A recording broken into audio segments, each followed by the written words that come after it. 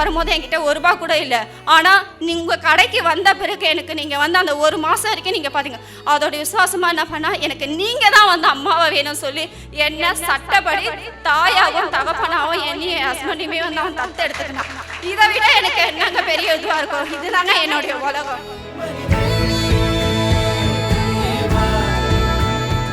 அனைவரிடமும் மலை போல பாசத்தை காட்டிய அந்த மகாராணி மறைய வேண்டிய காலமும் வந்துவிட்டது.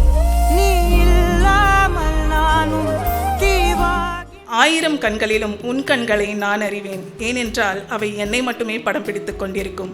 அவள் என் மகள். வரப்ப கூட எங்கள் வீட்டில் வந்து அப்பாவும் அம்மாவும் என்னை விடலை. நான் ரொம்ப ஃபோர்ஸ் பண்ணி கேட்டு வந்தேன். கணவன் இறந்தால் தீயில் விழ வேண்டும். ஆடை சுதந்திரம் மறுக்கப்பட்டு உணர்வுகள் அற்ற நடைப்பிணமாக, பேச்சுரிமை இல்லாமல் ஒடுக்கப்பட்ட சமூகமாகவே இருந்தார்கள். அவளின் உலகம் அத்தனை அழகானதில்லை. மலர்கள் என்று அழைத்தார்கள். வாசமாய் மலர்கிறோம் என நினைத்தோ அவர்களோ கசக்கி எறிந்தார்கள். Knowledge is a weapon stronger than any bullet. சாதிக்க நினைக்க துடிக்கும் பெண்கள் இன்றளவும் சமையல் கட்டில் முடங்கிக் கொண்டுதான் இருக்கிறார்கள். சமூகத்துல 4 பேர் 4 விதமா பேசிடுவாங்க. இந்த சமூகம் என்னை எப்படி பார்க்கும் அப்படின்ட்டு உன்னுடைய கனவுகளை நீ தொலைத்து விடாதே. அவள் மௌனமாக இருந்தாலும் அவளது எண்ணங்கள் கத்தும்.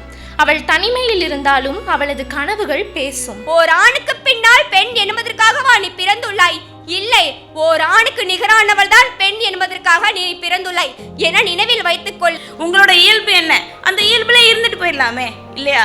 உங்களின் அழகை உங்களின் தன்னம்பிக்கையில் தேடுங்கள். சேய்மையால் பெண்மையானது தாய்மை, இன்று அப்பெண்மையால் தாய்மையானது சேய்மை.